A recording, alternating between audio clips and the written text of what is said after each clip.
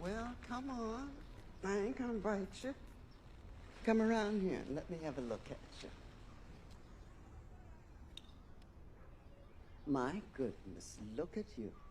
You turned out all right, didn't you? How do you feel? I know you're not sleeping. We'll get to that. So,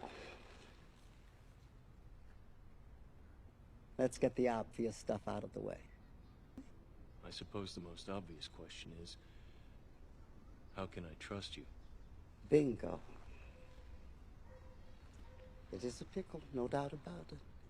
Bad news is there's no way if you can really know whether I'm here to help you or not.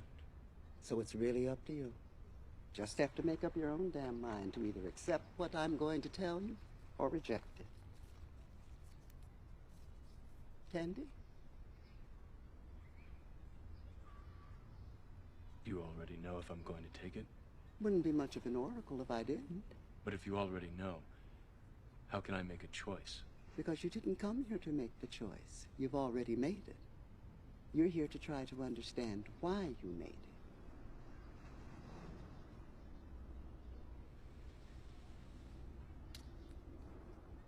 I thought you'd have figured that out by now. Why are you here? Same reason. But why help us? We're all here to do what we're all here to do. I'm interested in one thing, Neo, the future. And believe me, I know the only way to get there is together. Let's impose a tax on the labor of the American people, which never existed before, to pay the interest of the bankers. Well, it was the Grace Commission report that said that not one nickel goes to the infrastructure of the country. And so, but the point I'm trying to make is that by creating this Federal Reserve System, the government now became dependent on these private banks for money. And they started taxing us. In the Federal Reserve System, the government has become vested in these bankers, and they get their money from the bankers. And so then they impose a tax on us, which makes us more slaves, makes it more difficult for us to survive, right? Giving them more profits.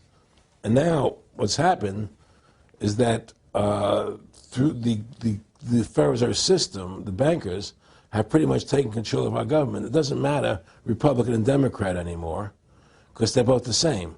Neither one of them are talking about shutting down the Federal Reserve System or stopping the payment of taxes, or any of the big issues that face Americans, right? So I had a friend, Nick Rockefeller, okay, who was one of the Rockefeller family, and he, when I was running for governor in Nevada, he came to me, introduced himself to me through an attorney, and we became friends. We started talking about things, and plan of the banking industry, what they wanted to accomplish. And the goals of the banking industry, not just the Federal Reserve System, but the private banks in Germany and England, all over Italy, all over the world, they all work together. They're all central banks. But yet at the same time, we have a central bank that plans everything for us, where everybody has an RFID chip implanted in them. All money is to be in those chips, right? There'll be no more cash. And this is given me straight from Rockefeller himself. This is what they want to accomplish. And all money will be in your chips. And so instead of having cash, anytime you have money in your chip, they can take out whatever they want to take out whenever they want to. If they say you owe us this much money in taxes, they just deduct it out of your chip. And you're protesting what they're doing, they can just turn off your chip. And you have nothing. You can't buy food. You can't do anything. It's total control of the people. Controlled by them, everybody being chipped, all your money in those chips, and they control the chips, and they control people. And you become a slave. You become a serf to these people. That's their goal. That's their intention. I met Rockefeller through a female attorney I knew who called me up one day and said, one of the Rockefellers would like to meet you. I had made a video called Mad as Hell, and he'd seen the video and wanted to meet me and knew I was running for governor of Nevada. So sure, I'd love to meet him. And I met him, and I liked him, and He was very, very smart. Why are you fighting for the people for? What is that about? The people are just, they have to be ruled. They have to be, the Constitution, what you're standing for, is only for a few people. It's only a few individuals that can live that way, and we believe that it's best for society to be ruled by an elite people who control everything. And I said, I don't believe that. I believe God put me on this earth to be the best person I could be, and put everybody on this earth to be the best they can be, not to be a slave and a sheep to you and these people. And I don't understand why you want to control everything. What is the need for that? It was just a lack of caring, And I used to say to him, what's the point of all this? You have all the money in the world you need. You have all the power you need. What's the point? What's the end goal? And he said the end goal is to get everybody chipped, to control the whole society, to have the bankers, the elite people, the bankers and some governor controlling the world.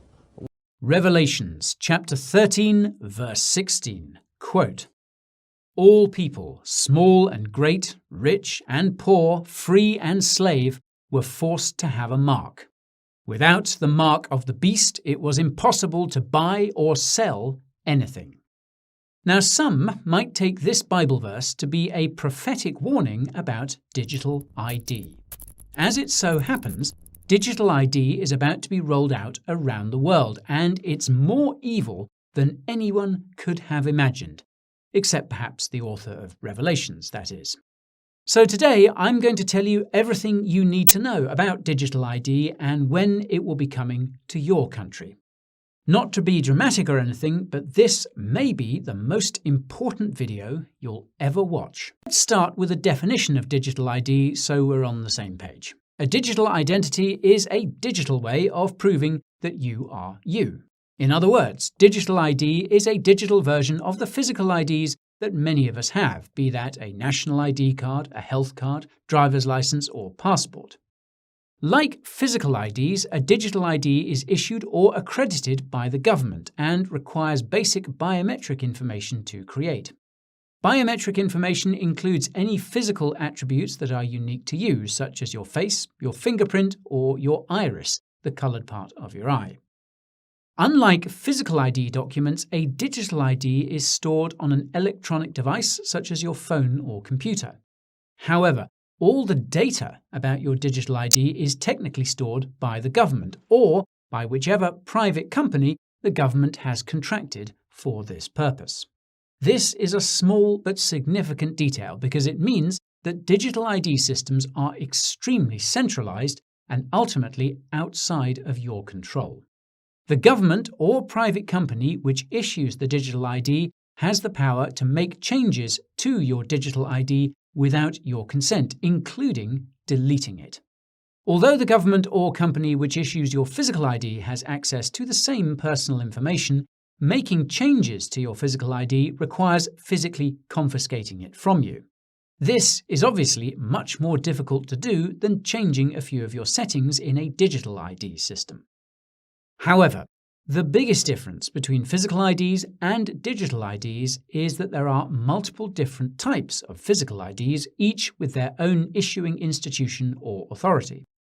With a digital ID, your national ID card, your health card, your driver's license, your passport, and even your bank card are all rolled into one. While digital ID systems are only just starting to be rolled out, the research and development so far suggests that your digital ID will be connected to absolutely everything. It'll be linked to the assets you own, it'll be integrated into voting systems, and it could even be required to access the internet. Digital ID systems have the power to become more evil than anything any religious text could have possibly predicted. Besides making changes to your actual digital ID, the government or private company would have the power to prevent you from purchasing goods or accessing services, including all of those I just mentioned. In short, a digital ID system would be one of total top-down control with no escape.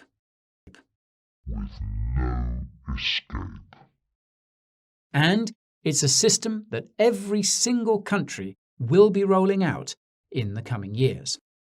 Now, if you're wondering where this supposedly universal push for digital ID is coming from, the answer appears to be the United Nations, or UN.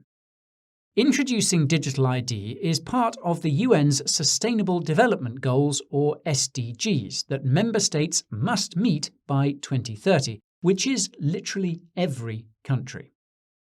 If you watched our video about the individual carbon credit system the UN is planning, you'll know that the UN is working closely with the private sector, the public sector, and with other international organizations to ensure that all 17 SDGs are met in every country by 2030.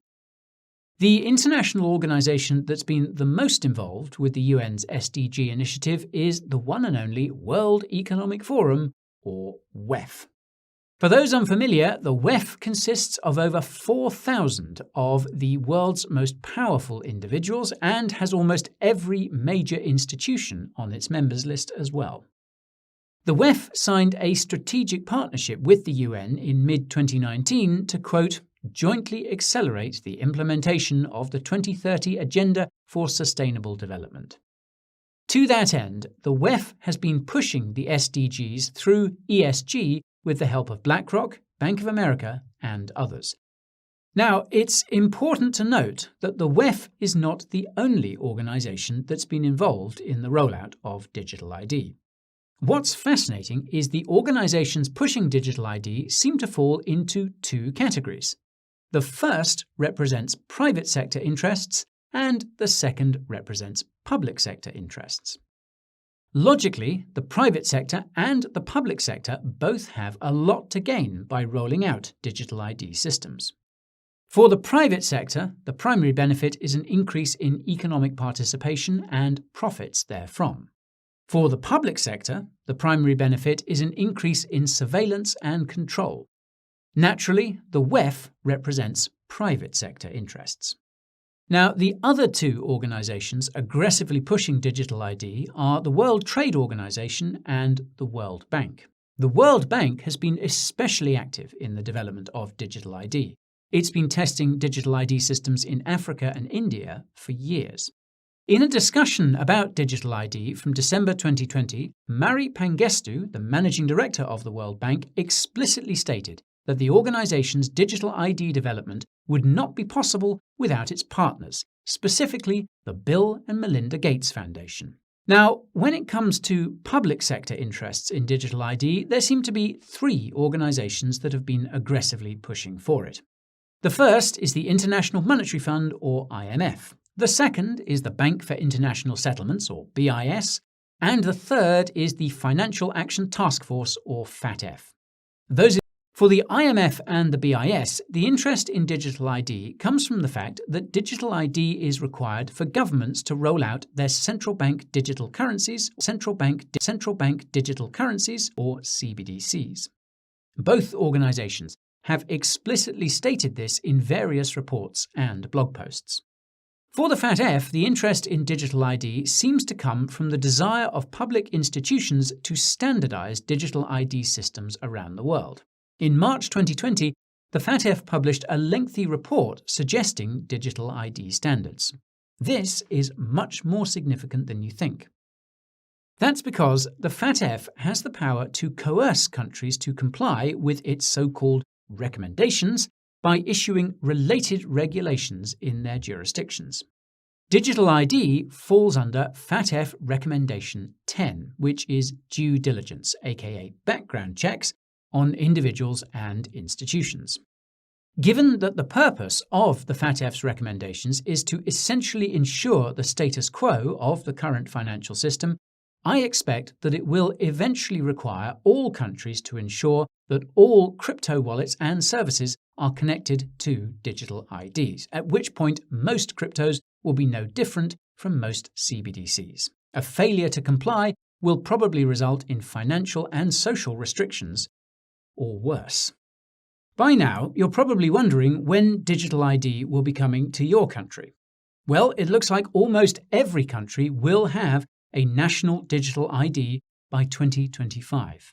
This is the timeline given by the United Nations Development Programme, or UNDP, in a report it published in February this year.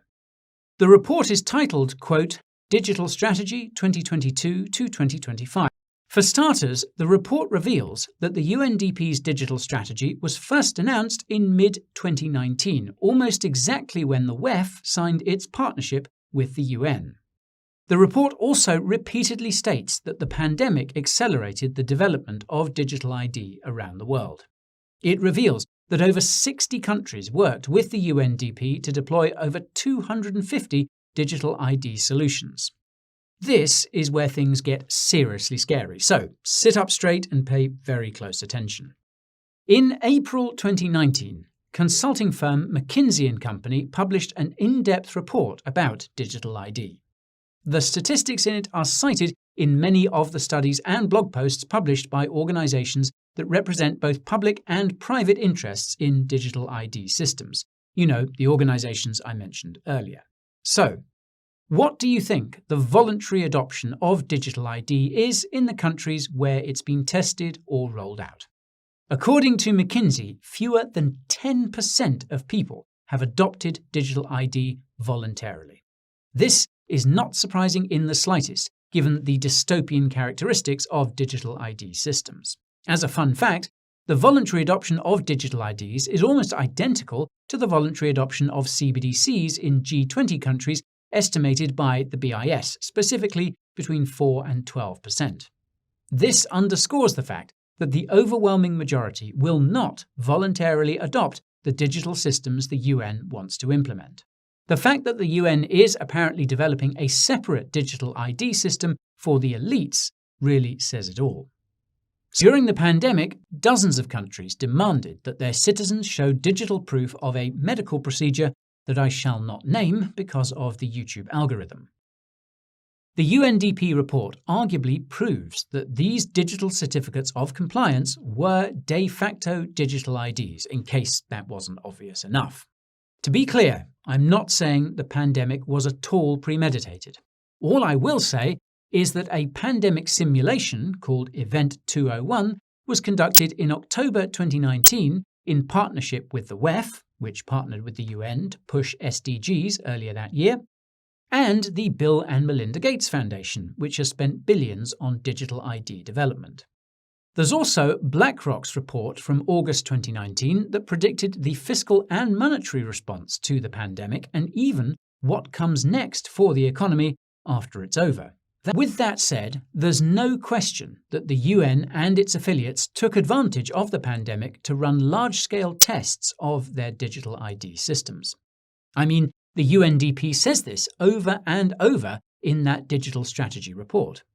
The UNDP report also reveals that digital ID will be used to support and enforce the UN's other initiatives, such as the Paris Agreement.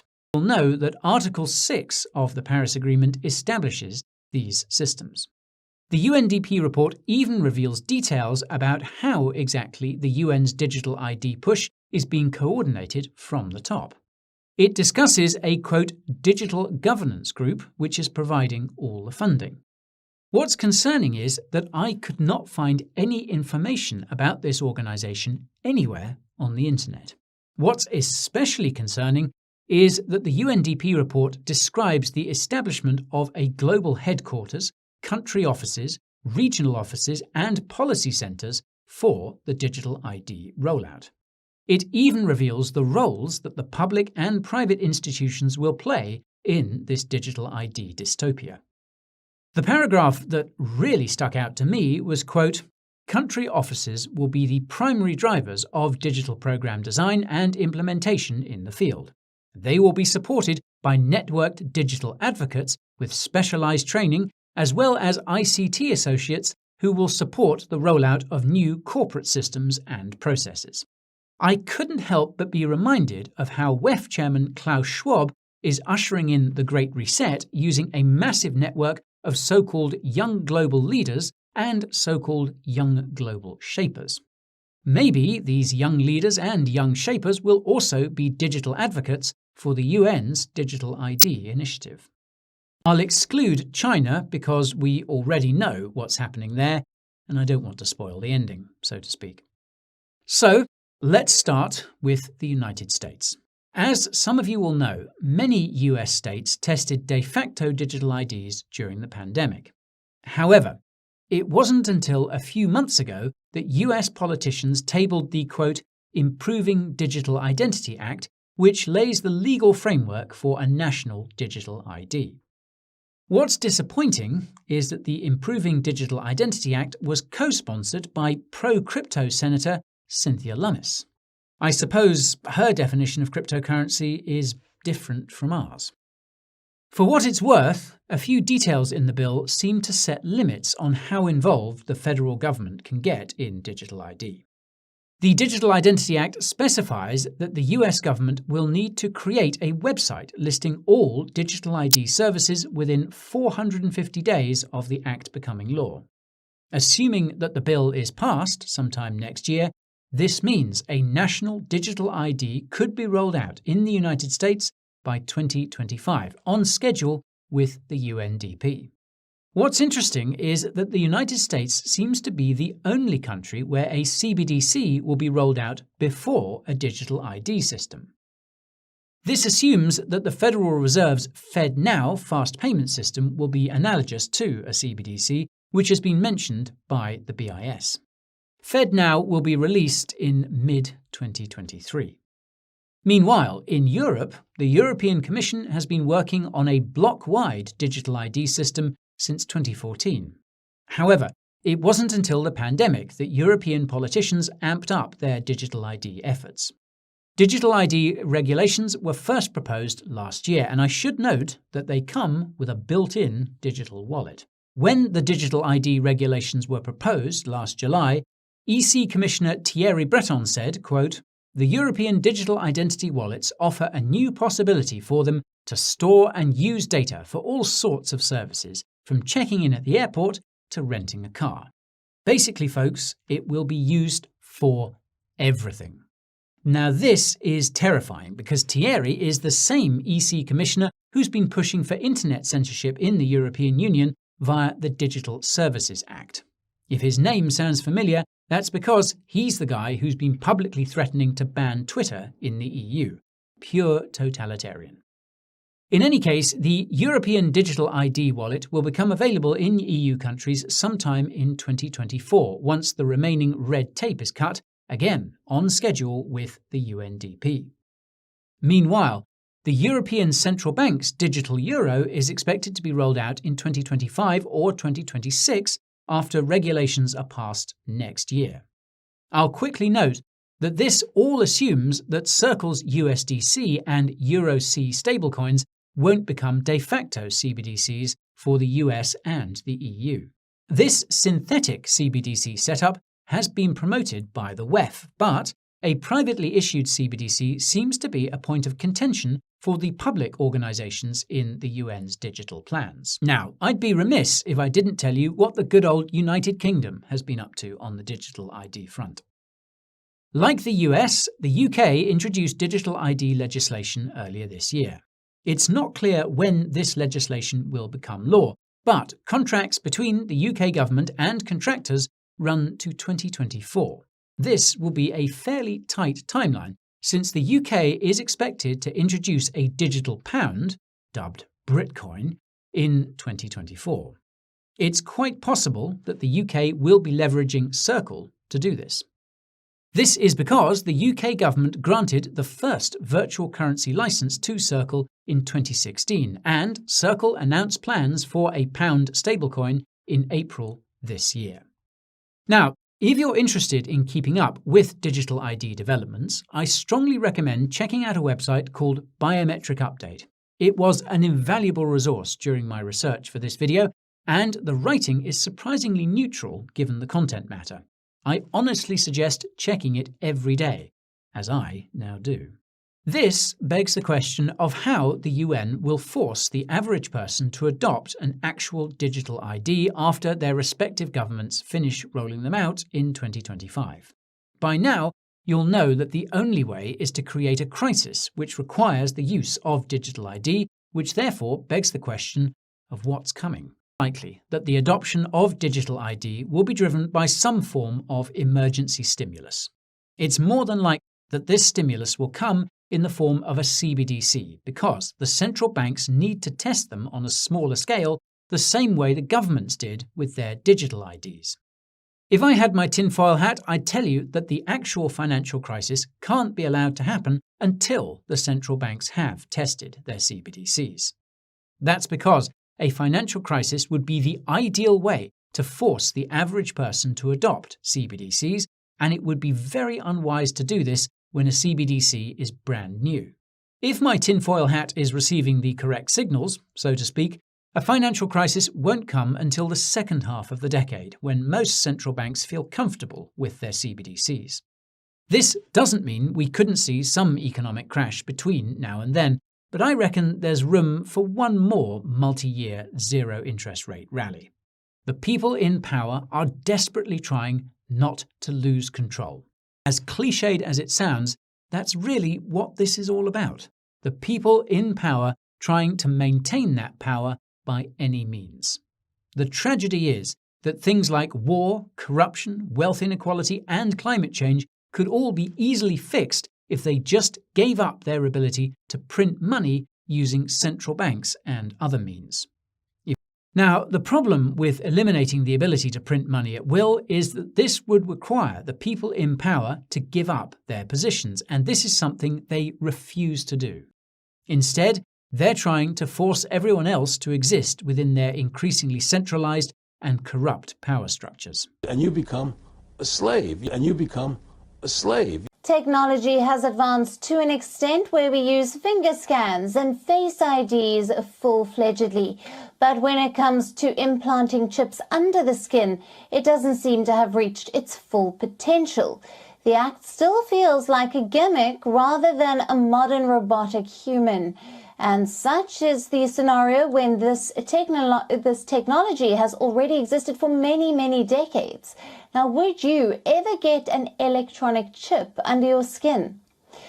The chips planted under the skin tend to carry the RFID technology. Now, RFID, or radio frequency identification, enables technologies like tap to pay and subway cards. So in case you don't want to carry your bags and bank cards to pay, you can have such chips installed under your skin. One can also install sensors and avoid carrying keys to home and unlocking cars. The European Parliament have a provisional agreement to introduce a continent-wide digital ID, which will definitely invade your privacy and your cybersecurity, but at least there's no secret plan to insert microchips under our skin like conspiracy theorists warned years ago. Oh no! Seems sometimes to be implausible and ridiculous, but after the pandemic period, many of us have become more open to the notion that there might be plans to introduce regulatory measures that seem like they're more from science fiction than political fact. But the European Parliament have just established in principle the introduction of a Europe-wide digital ID. This will be connected to CBDCs, that means digital currencies. Remember when digital currencies were bad, when they were Bitcoin, when they were offline, and any of that is the introduction of measures to be able to observe us, control us, shut us down, and even something like universal credit, which I've heard people talk positively about, could be used as a measure to impose more control. But it's not difficult to predict, I'm going to predict. It will be deployed in order to centralise authority and shut down any dissent towards the establishment. Now, under the new law, the EU will offer citizens so-called digital wallets on a voluntary basis. At first, what a key phrase. Why don't you have a digital wallet? Is it voluntary? Yes, it is. Now, where is your digital wallet? Oh, I left it at home. Well, then you're going to jail. Which here's a piece of promo content that's going to make you want to bow down and worship at the centralised authority. You've got no choice. They can do what they want with you.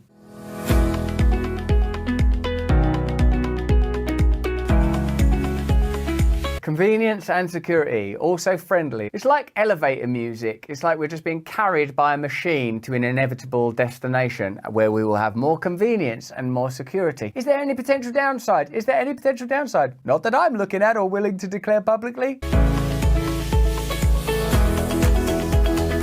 Tick, nice control of personal data. See how it's like starts, will be available to every EU citizen, will be mandatory for every EU citizen. it's secure throughout Europe. Once that's operating in conjunction with the WHO's treaty in the event of another pandemic, and pandemics can include all sorts of things that go beyond what you might think is a pandemic, including stuff like climate change. I'm just citing from the documentation. That means they'll be able to censor online content. They'll be able to track you wherever you're going. Can you sort of see where this is heading and see how people that sounded like mad, prophetic, conspiracy theorists, giddy shaman of a technological age just a few years ago, essentially were telling us plain truths in strange accents? They can decide what data they want to store and share for now. Don't matter if you're a builder, a fisherman, or that lady doing her work. It's for everybody. Proof of your skills and qualifications. Are you going to prove your skills? Yeah, I can prove my skills on my digital wallet. Are you going to prove your loyalty and obedience to the state? No, sorry, too late. Prison! Like, they're talking as if there's not been like massive problems with data hacking, data filing, huge swathes of data around the world being stored just so they've got it for when they need it. All this just upbeat selling of total dystopia. I'm convinced now that's what it looks like. It doesn't look like military uniforms. It doesn't sound like jackboots marching down a street no more. What it's like is this. It's all friendly. Yeah, it's going to be so convenient and safe. Why am I in this cell again? Convenient and safe? It's going to make life so much easier, because I find life quite hard, do you? Yeah, why? Because of this sort of stuff, actually.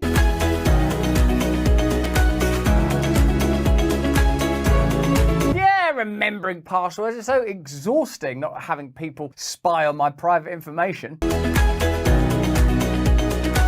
It's coming. It shouldn't say stay tuned. It should say whether you like it or not. Because I don't remember voting for it. Remember? You're funding it, but did you vote for it?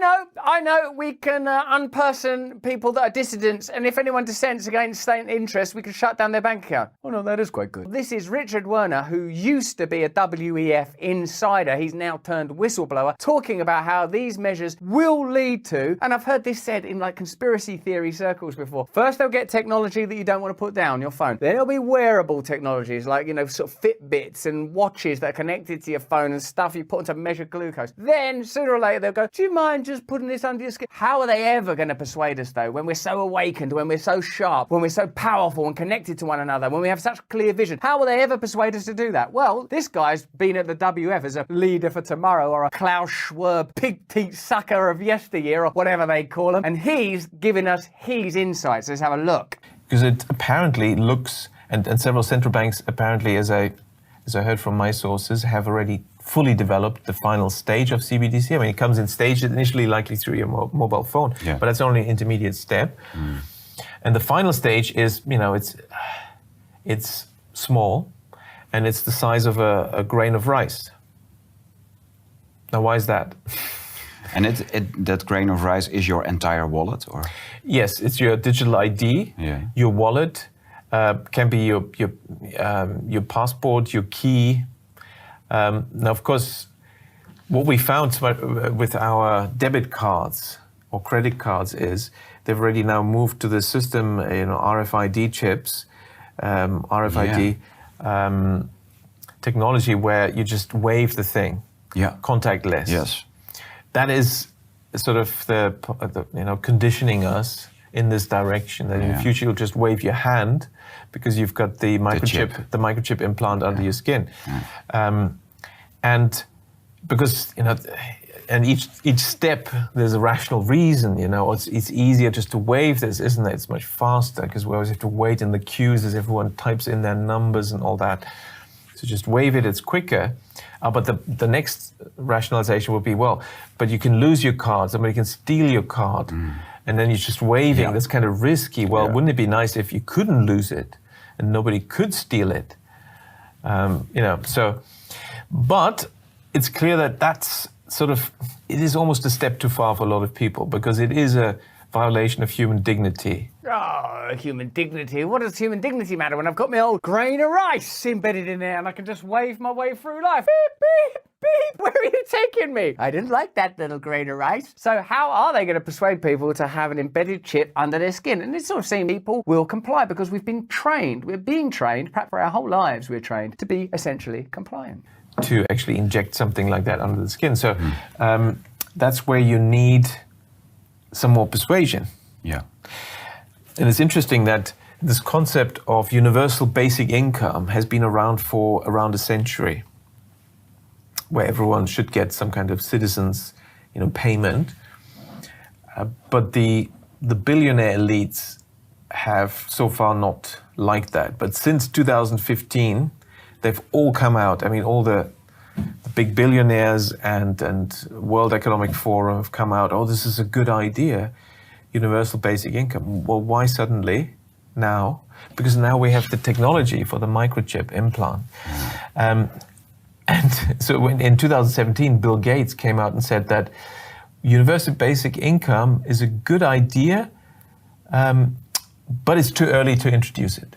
Now, what was still missing, so we had the technology for the microchip implant, but what was missing was the digital ID hadn't been introduced. Totally legitimised measures that are always about introducing a bit more control. CBDCs, more control. Digital ID, more control. Under the skin, more control. 15-minute cities, more control. Ability to stop people travelling, more control. Lockdowns, curfews, unpersoning people, censoring people, cancellations of people, controlling media, censoring big tech. What do you think all these things have in common? And when do you think it will be impossible to hold in your heart, get a bit of grain of rice, micro rice under the skin right there? It doesn't seem to stack up, does it, anymore? There are a few questions that need to be looked at. Excess, death, injury. There's a lot of digital ID. Let's grant people a universal basic income, but I'm afraid you're going to have to eat your rice. Nicey, nicey, ricey, ricey. How do you like your rice? Embedded in my skin.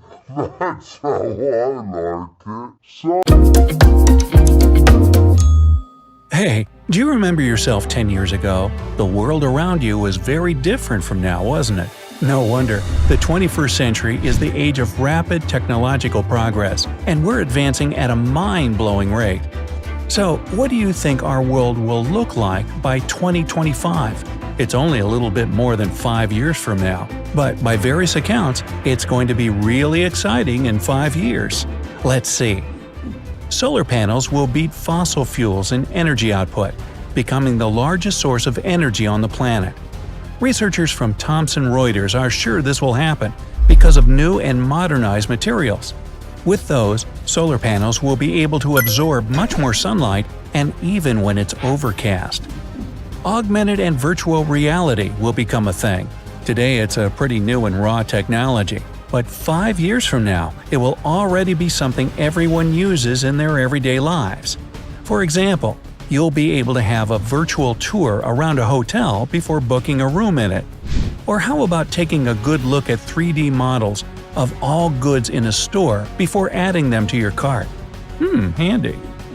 Speaking of augmentations, people themselves will become enhanced.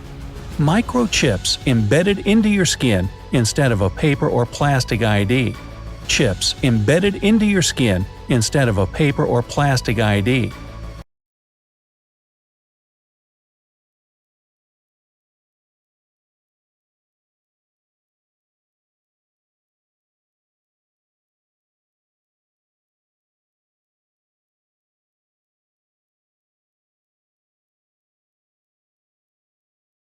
Absolutely no evidence, and don't you go looking for any. Contrary to what the conspiracy theorists claim, the truth will not set you free.